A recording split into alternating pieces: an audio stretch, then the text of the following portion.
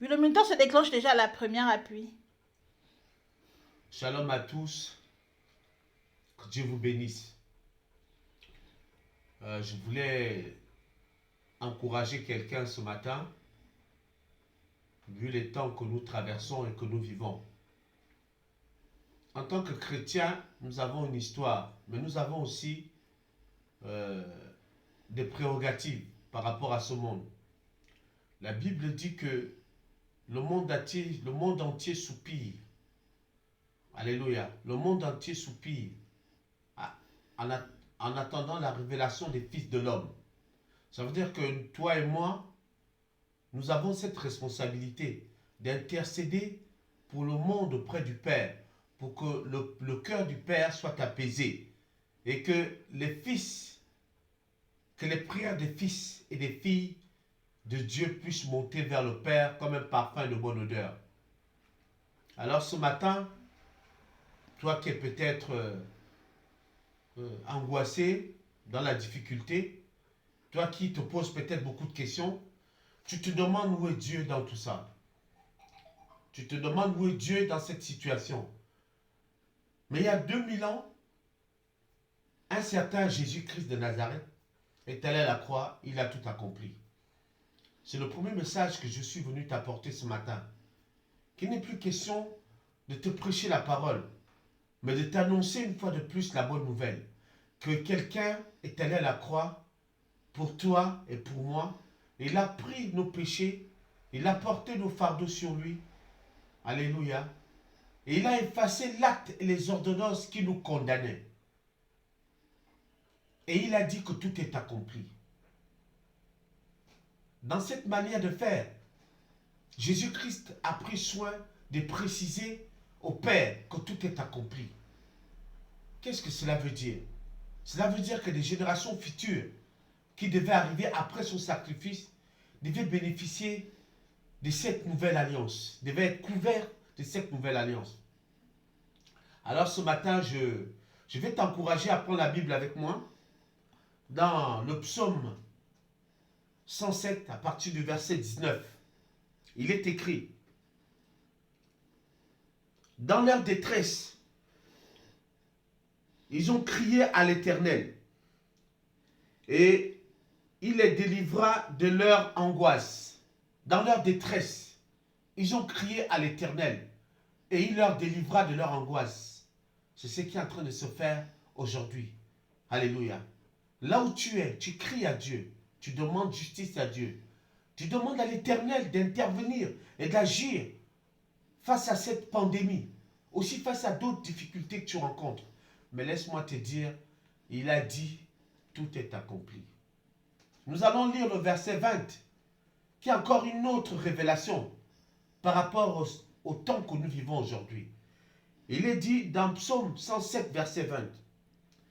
Dieu dit, il envoya sa parole, et sa parole, il envoya sa parole, et il les guérit.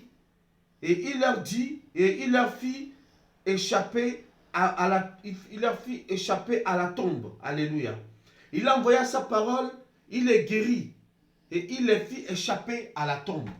Il envoya sa parole, et sa parole guérit. Bien-aimé, toi qui sers Dieu, toi qui es pasteur, évangéliste, apôtre, l'heure n'est plus de parler de Dieu. L'heure n'est plus de prêcher de Dieu, mais d'annoncer la bonne nouvelle. Alléluia.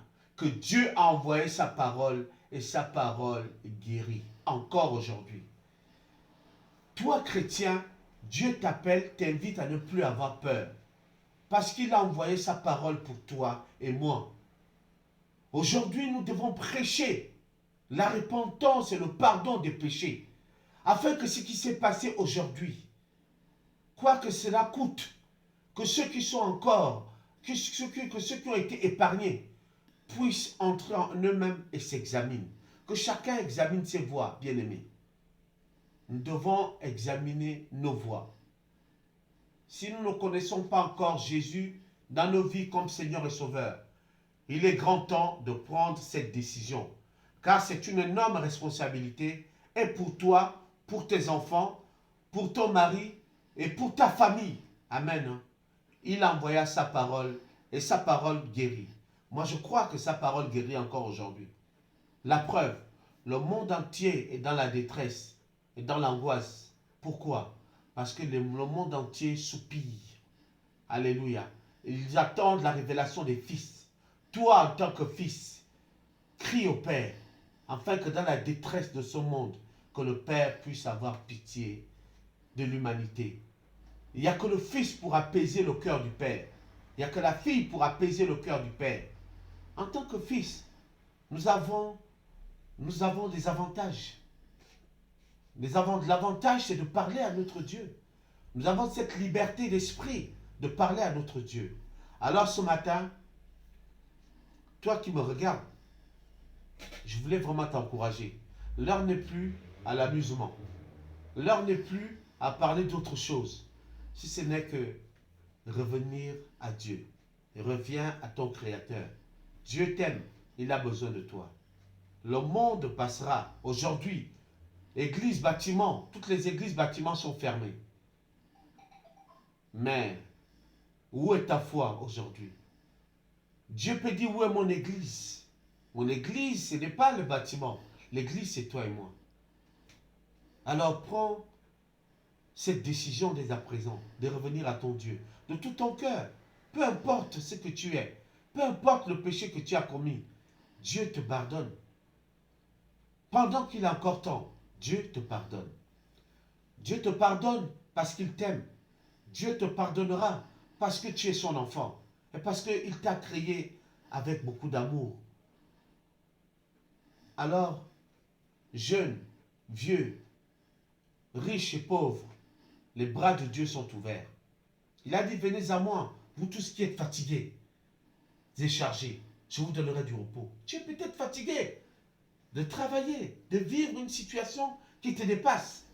Viens à Jésus, c'est le seul. Il est le chemin par lequel nous passerons pour aller au Père. Il n'y a pas un autre chemin que lui. Il a dit, je suis le chemin, la vérité et la vie. Je suis venu te le dire ce matin. Que tu crois pas. Il y a eu un début de ce monde. Il y en aura une fin. Alors, bien-aimé, qu'attends-tu pour sauter? Viens à Jésus. Viens à Jésus. Il t'aime tel que tu es. Beaucoup te prêcheront la terre, la prospérité, les miracles. C'est bien tout ça. Mais ce qui est encore merveilleux, c'est si tu donnes ta vie à Christ. Jésus t'aime. N'oublie pas. Dans cette situation de pandémie, tu ne dois pas avoir peur.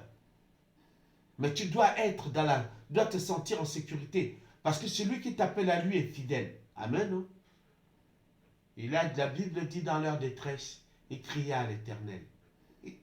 Alléluia. Que Dieu te bénisse ce matin. Je voulais vraiment t'encourager à ne pas désespérer, à garder la foi. C'est la seule chose, le bien précieux que nous puissions encore avoir aujourd'hui, c'est la foi. Mais la foi en qui? En Jésus-Christ seul, Seigneur et Sauveur. C'est lui, aujourd'hui. Il n'est pas confiné. Le pape est confiné. Les mosquées sont confinées. Toutes les églises, bâtiments, toutes les religions sont confinées. Mais Jésus-Christ n'est pas confiné. Parce qu'il est le Maître. Il est le Seigneur des Seigneurs. Alors, réjouis-toi, fils et filles. Parce que tu n'es plus esclave. Alléluia. Mais garde ton salut, car le Seigneur reviendra pour te chercher. Parce qu'il t'aime. N'oublie jamais cela. Alléluia. N'oublie jamais cela. Et que Dieu bénisse son Église qui est confinée. Même si aujourd'hui, elle commence à retrouver le déconfinement. Mais que Dieu bénisse son Église. Et que Dieu bénisse ses serviteurs qui font un travail acharné à ramener nos troupeaux dans la bergerie. Soyez bénis. Je pense à ceux qui sont en Midoubé en ce moment. Je pense à Parole du Salut, Lille. Je pense à mes bien-aimés qui sont un peu partout dans le monde. Je vous salue dans le précieux nom de Jésus-Christ de Nazareth. Je pense à mes bien-aimés qui sont de Paris. Que Dieu vous bénisse. Et je sais que combien nous nous retrouverons un jour pour que nous puissions encore davantage faire monter vers notre Dieu des actions de grâce. Amen. Soyez bénis. Que le Seigneur vous garde. Amen.